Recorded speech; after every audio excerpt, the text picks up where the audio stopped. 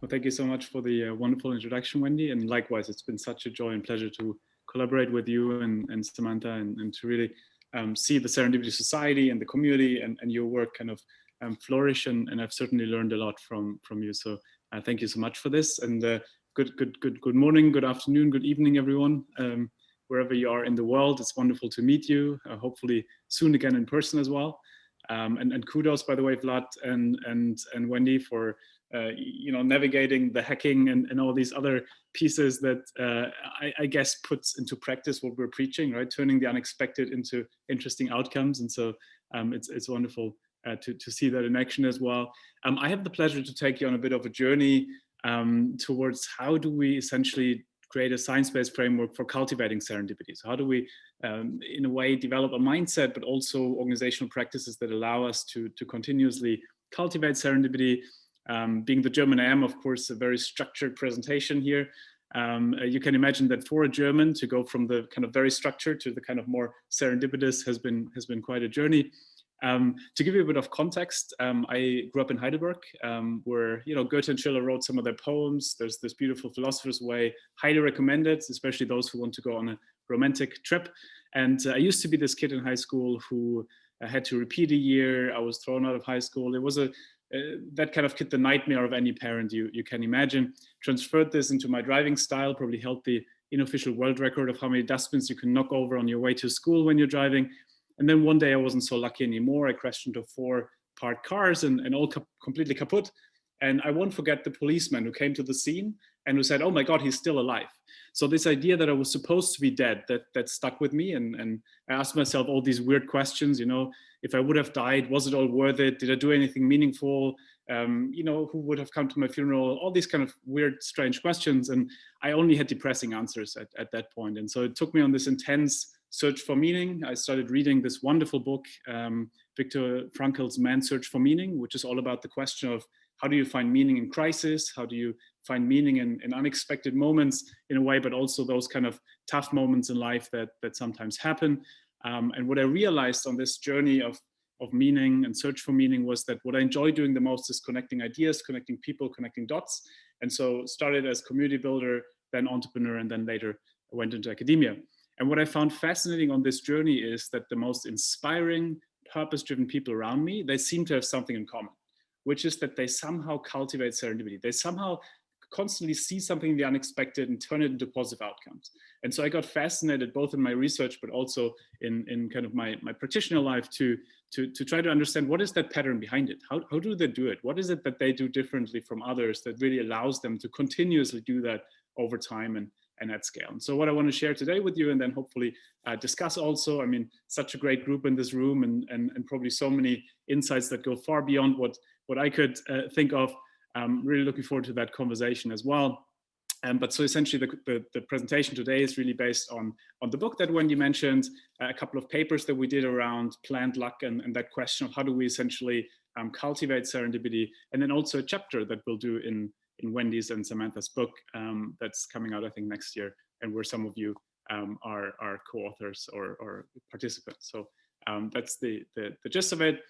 You obviously all, we all know these examples around Viagra and so on, so I won't go too deep into it, but just a couple of those that I find most fascinating at the moment. Any guess what that might be on the right side here? Any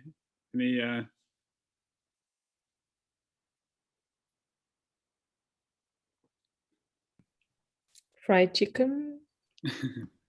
Yeah, Mirella, thank you. So that's very close. So fried chicken machine, potentially. So this is a potato washing machine, a sweet potato washing machine. And so essentially one of the companies I've been working with in China, they received calls from farmers a couple of years ago. And the farmers said, your crappy washing machine is always breaking down. And so, they asked, well, why is it breaking down? Well, we're trying to wash our potatoes in it and it doesn't seem to work. And so what would we usually do when someone tells us someone's washing their potatoes in our washing machine? We would probably say, well, don't wash your potatoes in the washing machine. It's not made for that, right? They did the opposite. They said, you know what, that's unexpected, but there's a lot of farmers in China who might have a similar problem. So why don't we build in a dirt filter and make it a potato washing machine? And that's how unexpectedly the potato washing machine emerged, which of course is a very similar origin story in a way to, for example, how Viagra evolved, right? It was in a way some kind of accident where male participants' trousers were moving when they gave them other types of medication. And instead of saying, oh my God, this is embarrassing, they said, well, actually, maybe there's something in there. A lot of men in the world might have a problem in that department. And so unexpectedly, Viagra evolved. That's probably one of the most famous ones. Later, if we still have time, we can talk about things like TEDx Volcano and other themes that all unexpectedly evolved. But also here during COVID times recently, we saw breweries, for example, right, who realized that COVID somehow cut off restaurants from buying alcohol from them. So they said, okay, well, maybe we can use the alcohol to produce hand sanitizer. And so they shifted, becoming hand sanitizer companies. And one of my favorites actually is if you have erratic hand movements like I do, you tend to spill coffee a lot. And so imagine you're in a coffee shop and you spill coffee over someone and you sense there might be some kind of connection. You sense there might be something there. You don't know what it is, but you just sense there might be something. And now you have two options, right? Option number one is you just say, I'm so sorry. You give a napkin, you walk outside and you think, what could have happened had I spoken with a person? And option number two is you say, I'm so sorry, start a conversation. That person turns out to be the love of your life or become your co-founder or your next investor. The point is that our reaction to the unexpected, the way what we do with it in a way leads us to that particular outcome. And that's really the first step of what we've been working on to say, how do we conceptualize serendipity? How do we try to understand serendipity as being very different from blind luck? Blind luck really being this, being born into a loving family or so. At least as far as I know, there's no real way we can influence that. But serendipity really being about that smart luck, that kind of active luck, where we see something in a moment. We see, movement in male participants' trousers. We see farmers calling us up and telling us about the washing machine. We have that moment where we spill the coffee. So there's some kind of unexpected trigger. But then essentially we have to do something with it, right? We have to somehow, in a way, in that moment, connect the dots. We have to do something with it. We have to imbue meaning in that moment. And then also we a lot of times need the tenacity to actually go through with it. It's not enough to just like the person and say, oh my God, yeah, we got along really well. We need to go on a couple of more days and really be tenacious. And then that becomes the serendipity story, right? And so that's what I find really exciting about it, that in a way, serendipity not only being that one moment, like this, what synchronicity could be about, right? This kind of one meaningful moment, but actually a process of spotting and connecting dots. And what's the beauty then of once we see it as a process of spotting and connecting dots, we can influence those different parts. We can create more meaningful accidents, so we can create more potential triggers, but also we can make accidents more meaningful by connecting dots and by imbuing meaning in any potential accidental situation and somehow turning that into an unexpected outcome. Now, of course, we tend to miss serendipity all the time. We might either not see the trigger, we might not be able to connect the dots, or we might just not have the tenacity to actually go through with it. If you ask a lot of people, one of the pleasures of doing research around it, I feel, is that you can ask people, right? How many times were you in situations where you felt there was something there, but you didn't really act on it? Was it maybe the inner imposter that held you back? Was it the fear of rejection, whatever it is? And then in a way, we also can see the counterfactuals, right? What could have happened? Like in this coffee shop situation where, there's a lot of potentiality in terms of what could have happened, but we picked one or we didn't pick one, right? And so that's, I feel we're also in the history of research on serendipity, it's always fascinating to observe how people who have the same incident happen to them, exactly the same, how they responded differently, and one then had serendipity happen and the other one not, because obviously, usually we look at serendipity at hindsight. Now, there's a lot around framing and so on, and I will take that part very, I'll make it short, but this is one of my favorite experiments because it started out as a kind of like, in a way, an experiment that some of you might have seen on the BBC or so, where they just said, hey, look, great, like let's pick someone who considers themselves to be lucky and someone who considers themselves to be unlucky. Anyone in the room, by the way, can we see in the chat maybe if everyone wants to say, do you consider yourself to be a lucky person or an unlucky person? Just to get a feeling, do we have a lucky room? Do we have an unlucky room?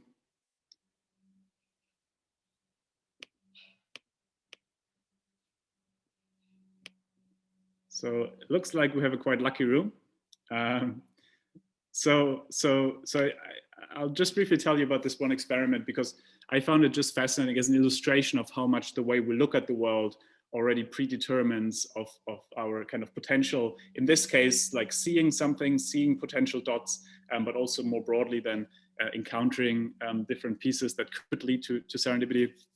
So in this one example, they picked someone who considers themselves to be very lucky. So someone who says, good things happen to me. So, you know, like most people in the room who say, I consider myself to be a lucky person. And then someone who considers themselves to be very unlucky. So someone who says, bad things tend to happen to me. I'm always in accidents and so on. We both know both types of people, I guess. And then they tell them, okay, walk down the street, go into a coffee shop, grab a coffee and sit down. And then we'll have our interview about XYZ research topic. Now, what they don't tell them is that there's hidden cameras across the street and inside the coffee shop, that there's a £5 note in front of the coffee shop. And inside the coffee shop, there's this one seat next to this extremely successful businessman who can make big dreams happen. Now, the lucky person walks down the street, sees the £5 note, picks it up, goes inside, orders a coffee, sits next to the businessman, has a conversation with the businessman, exchange business cards, potential opportunity coming out of it. We don't know that part. The unlucky person walks down the street, steps over the £5 note, so doesn't see it, goes inside the shop, orders a coffee, sits next to the businessman, ignores the businessman, and that's that. Now, at the end of the day, they ask both people, how was your day today? And so the lucky person says, well, it was amazing. I found money in the street, made a new friend, and, you know, potential opportunity coming out of it. We don't know that part. The unlucky person just says, well, nothing really happened. And that's one of these examples where you can face exactly the same situation, right? But two people, depending on their propensity for particular things, essentially can create a completely different outcome. In this case, the seeing the note is obviously around that you expect that something good can happen, right? That's the same when you take a slightly different route on your way to work and you look into the bookstore more consciously, you see a title of a book and you're like, oh my God, this could be a podcast. People haven't talked about this question for a long time. Like these kind of things, we need to believe that we can see something in order to actually then start seeing it. And that's what I find most fascinating. We can talk more about this, I guess, later in terms of like really priming ourselves for expecting the unexpected, because then actually we start seeing it more and more. But then also, of course, the second element might be slightly related to extroversion. Of course, extroverts potentially connect with more people. They potentially engage people more and differently. But for closet introverts like myself, it's extremely promising that a lot of serendipity comes from calm sources, right? From quiet sources, so like books, movies, and so on. And so it's really something for everyone there.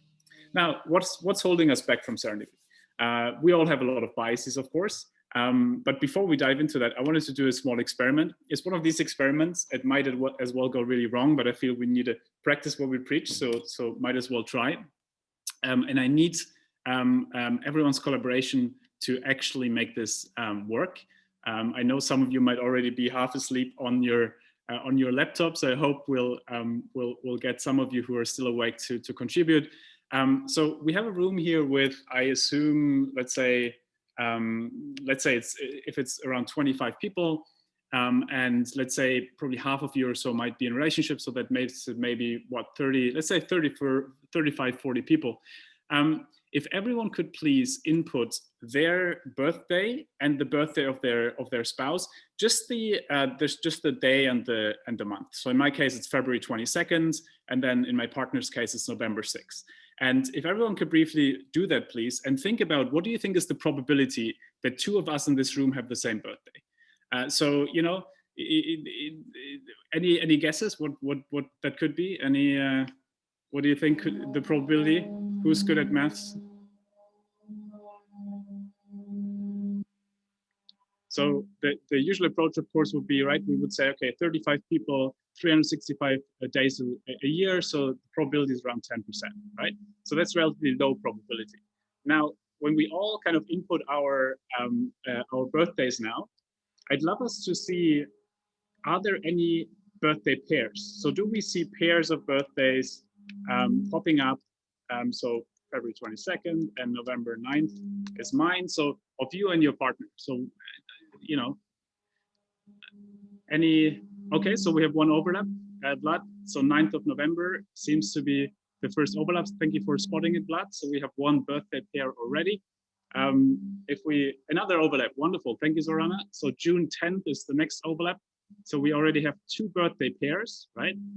Anyone else? Okay, so let's say for now, if we would continue this, we would probably have 3, 4, 5, 6 birthday pairs, which is incredible, isn't it? Because we have such a small group of people, and still we thought the probability would only be around 10% that we would have 1 pair, but we seem to have multiple pairs, right? Which is intriguing, right? It's interesting, and this is really around what I wanted to show you with this is that it's related to one of the key biases that we have. Which is that we consistently underestimate how probable the improbable is. So we consistently underestimate how probable it is that the unexpected happens, because there's just so many variables out there, right? That we can't control. We have this illusion of control. But the way we think about the world is very similar to how we thought about this problem, right? It's linear. So the idea is that we think about like dividing x by y. But in this case, for example, it was an exponential problem, right? Similar to how the world of exponentiality is exponential, of potentiality is exponential. This problem also was exponential. So if Luciana has 34 people in this room who could have her birthday, Wendy still has 34 people, Mihaela still has 33 people in this room who could have the same birthday. So it's an exponential function where it's actually extremely likely that 2 people in this room had the same birthday. In a room of 23 people, it's already 50% that 2 people have the same birthday. If you have 60 or more people, it's almost 100%, which is incredible, right? So it's really something where that shows us, right, that at the end of the day, the way we think about the world makes us also realize, oh wow, we think about it in terms of we can control more things than we actually can. Again, exponentiality is everywhere. Other biases, and that's really related to that £5 note also, right? Once we believe it could be there, we realize it actually is there all the time. I found a $20 note yesterday, and it is literally, once we actually look around, we see all these things because people drop money all the time. It's incredible, just as one example in that regard. Now, there's all these other biases. I won't bore you with them, like functional fixedness, right? Where it's the hammer nail problem. If you're used to the hammer, and you need a nail in the wall, you'll always think about where can I get a hammer from, versus if you've never seen a hammer, you don't think about the hammer, you just think about a heavy object that can help you get the thing into the wall. So in a way, the tools we're used to, of course, completely limit how much we think outside the realm of what we know. And then my favorite is post-rationalization. Post-rationalization, of course, is all about this idea that we constantly airbrush serendipity out of our stories. Those of you who present their CVs to an employer or something, you might say something like, yeah, then I wanted to do this, and then this, and then this, and then this, right? Very linear journey, but most probably it was a bit more of a squiggle. And we airbrush that a little bit out because we feel it's a loss of control in a way if we say, no, I just ran into someone at this conference and they told me about this great new job. And, I see that a lot. So a lot of my work is with senior executives, and a lot of them feel, oh, I can't go to my board members and tell them that I didn't exactly plan all of this because they think I'm not in control. And that is in a way what we all get educated into, right? That in a way it's a loss of control if we can't say that we planned everything. But actually it's much more honest and actually much more powerful to say, hey, we had a certain sense of direction, a certain way of what we did, but then also we built a culture that made it possible that serendipity could happen. We built a culture that made it possible that we built a potato washing machine and we didn't see it coming, but by actually alert to it, we made it possible. And so that's really one of the hopes that I have with this work, is to say, rather than serendipity being a loss of control and a sign of weakness that someone didn't see something coming, it's actually a sign of strength. It's actually a sign of a great culture that you were able to cultivate it. And Tom Lindeberger said it beautifully. He's running a company here in the US, that in a way, cultivating serendipity is the most useful leadership approach during times of uncertainty, because in a way you give people a certain sense of direction, but also you're open to the unexpected. Now, what are some of the practices? So a lot of our work has focused on what are some of the practices that we can create more serendipity in our lives. One of my favorites is setting hooks. So setting hooks is really all about this idea of how do we seed a couple of dots there that other people can connect for us? Because a lot of times we can't really know the potentiality, right? I can only know what you're working on from your homepage and from what you tell me, but I can't really know that you work on a pet project at the moment that actually is the real thing you want to make happen, things like this, right? And so seeding dots is all about saying, let's just see what could be out there in terms of potentiality. To give you an example, there's this wonderful entrepreneur in London called Ollie Barrett. And if you would ask him this dreaded "what do you do" question, you know, that question we get at every conference and else, he would say something like, well, I'm a technology entrepreneur, recently started reading into the philosophy of science, but what I'm really excited about is playing the piano. And so what he's doing here is he's giving you 3 potential dots where you could be like, oh my God, such a coincidence. I am hosting piano matinees, you should come by. Oh my God, such a coincidence. My sister is teaching on the philosophy of science, you should be a guest speaker. Oh my God, such a coincidence, X, Y, Z. The point is that every interaction, every communication, we can use to seed a couple of dots, seed a couple of interests that we have, and then just see what the other person picks up rather than pitching them on something which most probably will not work in one way or the other. Another one is looking at mistakes or crises differently. That's, of course, a lot of examples like Viagra and so, where in a way, the thing that didn't work is actually the opportunity for something that might work. There's a wonderful practice I'm a big fan of, which is the project funeral. And the project funeral is all about this idea that usually in organizations, when something doesn't work out, we try to hide it, right? We don't want to be the loser who's responsible for something that didn't work. And so we hide it. And so we don't really learn from each other because we're always hiding those things that we could actually learn the most from. And so the project funeral is about saying, let us talk about the things we learned from what didn't work, and let's celebrate the learning from this. We're not celebrating failure, but we're celebrating the experimentation. We're celebrating what we learned from it. And so in this one example of an organization I've been working with, they had this window glass, this window frame. And the idea was that the light wouldn't reflect. And so it's an amazing technology, but they realized that not a lot of people would actually pay a lot of money for it. So they said, look, we learned that next time we need to understand the market better. Now, someone in the audience goes like, hey, have you considered what this would mean for solar? Have you considered if you would put that technology into a solar context, how much energy that could absorb? And that is how, quote unquote, serendipitously, their solar division emerged partly. The point here is that nobody saw it coming. People would say, oh, it was the right person at the right place. And we were just lucky that this happened. Yeah, but you know what? You created a practice that made it more likely that something like this would actually happen. And that's actually in molecular chemistry, where they do a lot of these, accelerating interactions that are unknown previously, where they have a similar process of saying, we can't know exactly what the outcome is by definition, but we can accelerate the process that most likely will lead us to some kind of interesting outcome. And so that's really the idea of the project funeral, doing it with people across the organization, and then helping each other connect the dots with others and really celebrating this. Another favorite example of mine is actually around redefining situations. That's very related to the idea of bricolage, so making the best out of what is at hand. And so a lot of my research is in very low income contexts, so especially in sub-Saharan Africa. And there's an amazing organization in the Cape Flats in Cape Town called Reconstructed Living Labs. And so it's people who come out of the local community, and it's a very rough, like crime-ridden community, very high unemployment rates, high illiteracy rates, and so on. And they said, you know what? Why don't we try to see how we can make the best out of what is here and then take that into other communities as well? So they developed a low-cost education methodology, something like, 10 steps to use social media to build your business. And then they go into other communities and train locals to employ that methodology. But instead of going somewhere and saying, what do you need? They ask, what is already here? So they look at a former drug dealer and they say, great, this person will be extremely resourceful. This person will have a lot of social capital. And if we turn them into a teacher, they will turn the community around, because now it is cool to become a teacher. Now the cool kid became a teacher.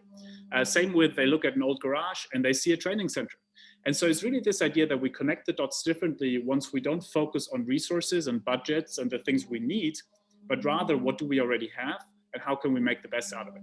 Then as a bank, instead of just firing people, you're thinking about, the cashier, maybe they could be a financial trainer. And we don't have to close the office. Actually, maybe that could be a financial training center. And so the idea really is to connect the dots differently based on thinking about what do we already have rather than what do we need and what do we do with it. There's a couple of other practices, I think, for the sake of time and given that it's such an interesting group, I'd love to rather have our focus a bit more on our conversation. Just wanted to mention two last ones. I think especially during Corona times, bless you, Celia, and that's really one is around the idea that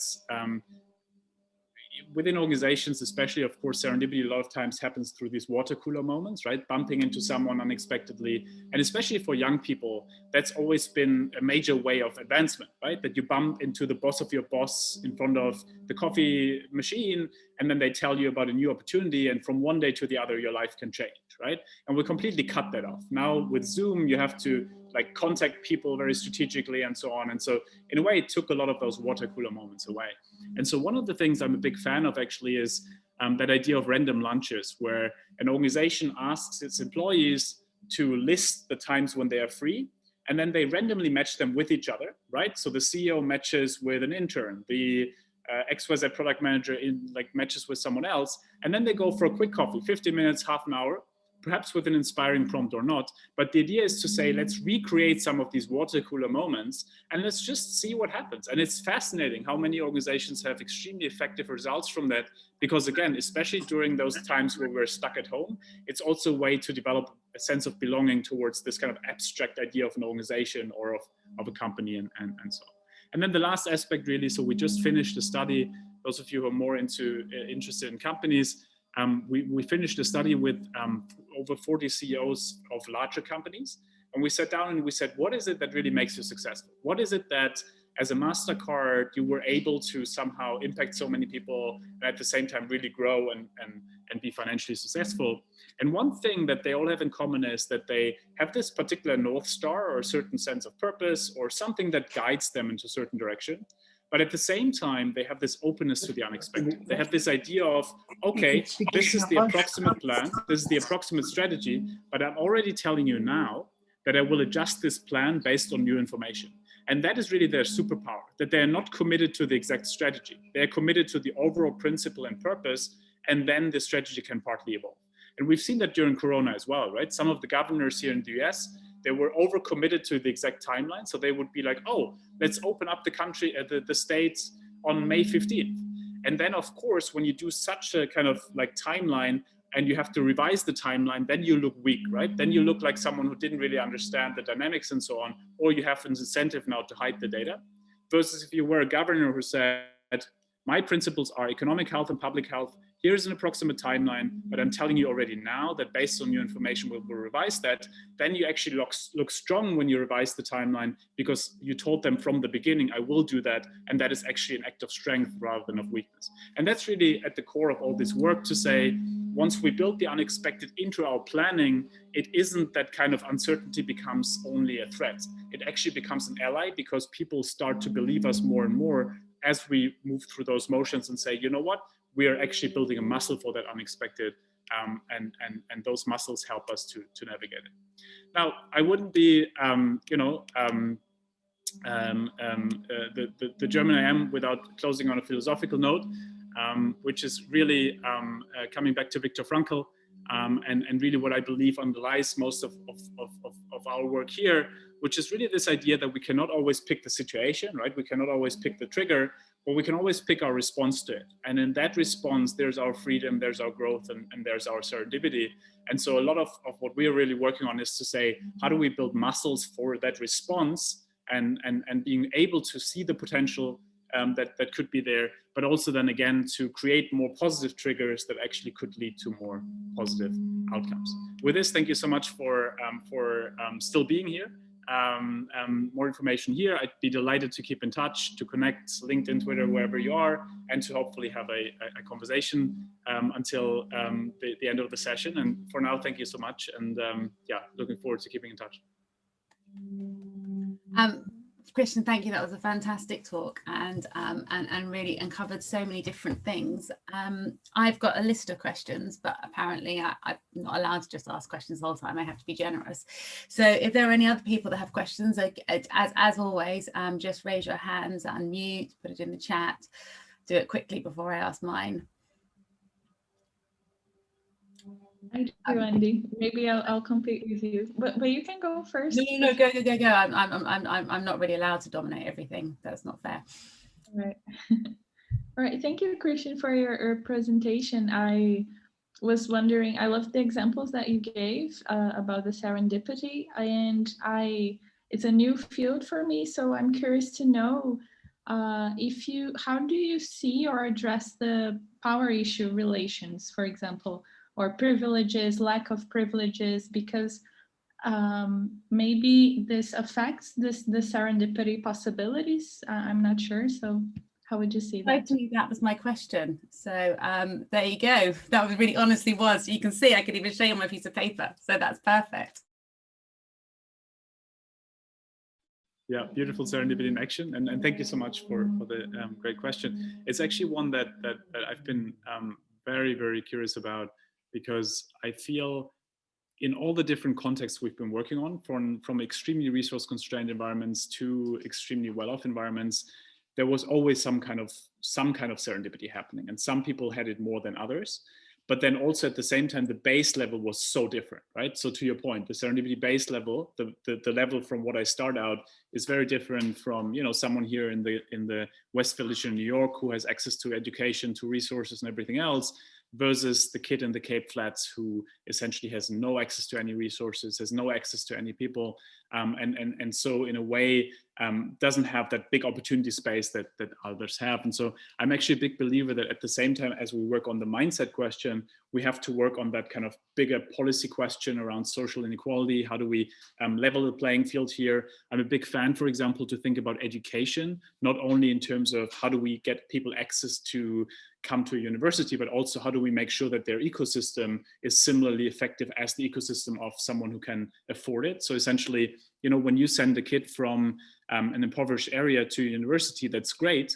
But, you know, the rich kid calls their parents and tells them about their studies, and they can reflect on it and they can really go through it. Versus if you come from a family who didn't have that education, you can't really have that level of engagement on that analytical level. So in a way, all these different pieces around mentorship and doing something with your ideas, being they serendipity or not, are very different, even if you have exactly the same education. And so I'm a big fan actually to think about these kind of opportunity spaces in terms of the social opportunity spaces, not just in terms of, you know, education, job and everything else, but also in terms of what kind of relationships can we help people with, so to actually really like increase their base level, because to your point, it's exponentially more, right? Someone has exponentially more opportunity in that. So I think it's a great point, and I think it's something, one thing, for example, we've been working quite a bit around is with education institutions, how do you think about themes like mentorship and other things, so that you not only have the access, but also the opportunity space.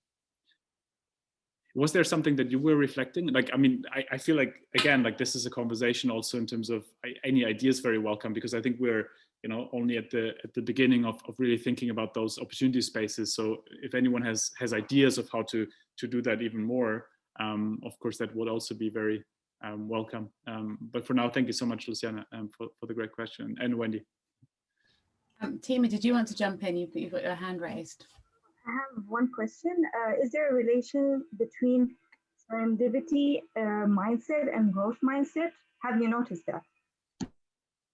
Absolutely, absolutely. Thank you, Tima. That's a great point. So growth mindset really about this idea that you're not kind of fixed in your ability, right? But that you can evolve, and that you can essentially become someone, right, else. Or not else, but like there is potentiality for yourself. I see it a bit as a Venn diagram, that like in a way the serendipity mindset is in the middle, and then growth mindset is a little bit like there's a piece of growth mindset that can be really interesting and important, right? Because serendipity is so much about potentiality, your own potentiality and the potentiality of others. So if you can see more in someone else, like if you can see in a drug dealer a potential teacher, if you can see yourself, if you're a drug dealer, a potential teacher, the potentiality is very different than if you don't, right? But again, like this is one of the potential factors that can be interesting and important. There's a lot of other factors, but I think that's definitely one of the ones that plays a big role. And I think that's also the one that is probably the one that goes deepest in terms of what we can work on psychologically, right? Because if you think about it, like, I mean, let's take the coffee shop example earlier, and let's say we felt that there might be something there, but we didn't act on it.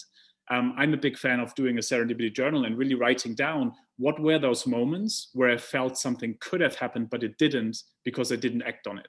And then really thinking about it, what is the pattern behind this? Is it that I have a fear of rejection? Is it that that I don't feel worthy enough? Is it that whatever it is, right? And then really working on these deeper psychological beliefs, because I think we all have objective limitations, right? To Luciana's point, we all have societal objective limitations and constraints. And then also I think we have self-limiting beliefs. And I think those self-limiting beliefs a lot of times are very related to that growth mindset. So yeah, thank you.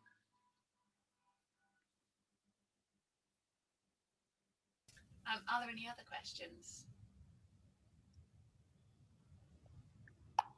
Or maybe even, I mean, does anyone want to share their favorite kind of, do you have like a serendipity practice or something where you feel serendipity starts to happen much more when you do X, Y, Z different? Or is there anything that that struck you in your own life or in the life of others? Or one thing that struck me about the power question, actually, and I've been thinking about this quite a lot, about this idea of watercolor moments. I think watercolor moments are, I think what you described as the random lunches is far more likely to generate serendipitous moments that are power neutral, or at least allow you to have access. Because I think the idea of watercolor moments, because I was spending quite a lot of time thinking about this idea that we've lost serendipity over the pandemic. I'm not too sure we always have in all the ways. And one of these big things that comes up is this idea of watercolor moments, right? But my feeling is that watercolor moments are generally quite a privileged thing to do, because you have to have the confidence to approach that person at the watercolor and to break into often a conversation,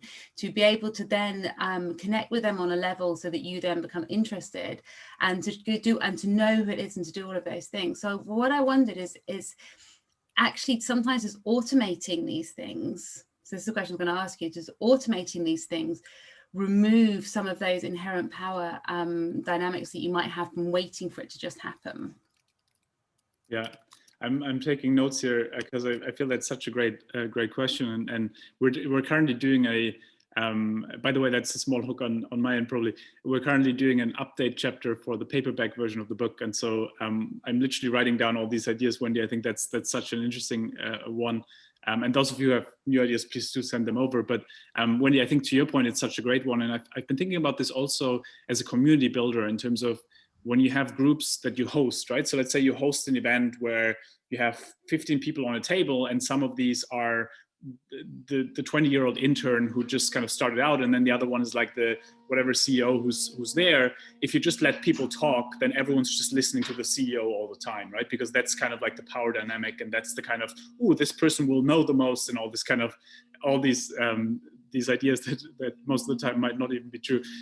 But then, you know, when we have like a more structured approach where we say, oh, great, like let's do a round where everyone briefly shares about XYZ thing, then in a way, everyone has their kind of, you know, ideas being shared. And I think what I always find fascinating is that actually then the 20-year-old intern is much more interesting than the 50-year-old CEO. And I think that's also why I feel in a way automating these kind of conversations in those ways where we just randomly pair people and give them an excuse to meet each other is actually something that can be super effective. And I think, to your point, I think it's interesting that you put it into that context of the virtual random lunch, because I think it's probably a very similar dynamic. And one thing that I always love to do is to do something a little bit crazy at the beginning and give people the permission essentially to say, look, if a German can be that weirdly crazy, like, you know, feel free to use that as an excuse when you talk with someone. Just say the crazy German sent me, like, just talk with me. And, you know, these kind of things of in a way getting rid of that kind of idea of, oh my God, I can't approach this CEO type person. Yeah, shifting responsibility. One of the things that always strikes me, and I seem to have done quite a few symposium and chaired quite a few of these things over the past 12 months, is that we know everybody's names now. And it used to be that you only knew the names of the important people. And so there was always a real power and privilege over whose names were known in a meeting, and who was addressed by name and who was sort of not. And what we've done now, which I think makes these meetings far more equal, is that we all know each other's names straight away. It's not something that's attached to your power or your importance or how well known you are. It's just attached to your picture. And I think that makes a bigger difference than we've been giving it credit for in this sort of tale. I'm basically resisting the tale of serendipity lost. I think it's just a tale of different sorts of serendipity. So maybe that's my yeah, I love that. And Wendy, maybe just on this point, I feel what's super interesting about this is one of the things that we try to do at Sandbox is to say, when you come into this room, leave your professional thing outside. Like nobody cares, like everyone's here for a reason. And so nobody has to justify why they're here. And so you don't have to tell me you're the CEO of XYZ. Like, you know, like let's introduce each other or introduce yourself by what you're excited about at the moment, or something that levels the playing field, because everyone can introduce themselves then by something. And what's interesting then, of course, is that people find common denominators so much easier, right? When they start with, oh yeah, my state of mind at the moment is that I'm going through XYZ transition. Well, everyone can relate to someone going through the transition, right? Like everyone can relate to, even if the specific incident in one way might be cancer, for the other it might be building a house or whatever it is. But the idea of transition in itself is a common denominator. And I feel to that point, right, if you have people introduce themselves by a position, everything else, it boxes people, and it's very hard to get out of those boxes, versus if you try to figure out how can you ask a question that develops a common denominator between everyone that is actually symmetrical, then they start, and then the really interesting conversations. And then funny enough, it becomes much more interesting for the CEO type person as well, because they finally can talk about something else than just how important they are. Of course, a lot of times they enjoy that, but still, yeah. Did anybody else have any questions or comments or anything they wanted to bring to the open room, and we all know each other's names, right? Yeah, I'm back from Andel. Christian Busch, I wanted to put in your memory that the vaccine, the most successful vaccine against COVID, are the messenger RNA, and the man in Germany from Turkish origin, who is now famous, he worked 20 years on a vaccine against cancer to evoke antibodies against cancer. And eventually that technique was used for a virus. I should put that in the chapter in your paperback version of your book. Is that a good idea? Are you already implementing it? Yeah, and thank you. That's such a great point. And I think to your point, right, it's both that one and then the Oxford one again, where in a way the dose itself was again serendipitous, right? So it seems like there's all these different stages of serendipity in that vaccine. So thank you so much for bringing that up. There's courage in that in the man who worked 20 years on something that could be used alternatively. You agree? Yeah. Difference of portée. Yeah. No, that's fascinating. And thank you for bringing that in. I mean, it sounds like, have you had a lot of serendipity in your life? Are you? It's called, when I call serendipity, what you call it in America, yes. In America, there's always a kind of, in my eyes, a little bit hippomane, and they see everything with an optimistic eye, and they still believe that human existence is constructible. I don't believe that. I believe in the expression of Goethe, man glaubt zu schieben, to displace, aber man wird geschoben, you see? I miss that optimistic, but maybe I were like you when I had your age. Yeah, thank you. I really appreciate that. And I think that's the fascinating, also on the, my nerdy research side, was very excited what you said, right? Structure versus agency, and like how much is structure shaping agency and vice versa. And then who's controlling the structure, right? So who's moving you, right? Is it God? Is it the CEO? Is it the politician, right? So what is the bigger force? And I think there's a lot of books to be written. Maybe that could be one of your next books. No, yeah. You can also the best description in my eyes of serendipity, that you compare the role of serendipity in society with the horse in the chess play. Do you know that expression?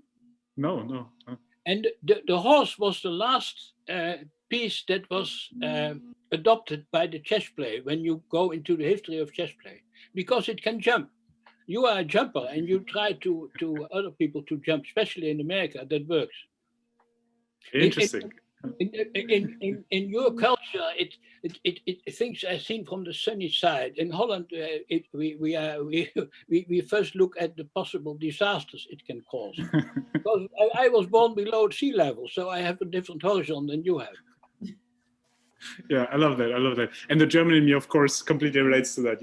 Like I grew up also very, with the idea of there's certain structures and you can't really change a lot. And then, I guess there's two minds on it. But yeah, thank you so much for sharing. And I'd love to keep in touch. It seems like you've thought a lot about those questions. It will not disappear. When Eco was asked, Umberto Eco, whether the book would not disappear, he said no. Like it's like a spoon. The spoon, he compared a book with a spoon. A spoon is, you use it to feed yourself. And he said, the spoon is so beautiful, you do not need to change it anymore. It will stay there forever. And the mem of serendipity will stay there also. It's, as you know, it's a very old phenomenon, and Wolpe only glued a new name on it. But well, thank you, Pek. I am going to say that I can't stay here forever, because I feel like I might have done. That was such a fantastic and wonderful talk. Thank you very much, Christian. Thank you very much for all the different ideas that came up from that. So I want to give you a really, really big round of applause.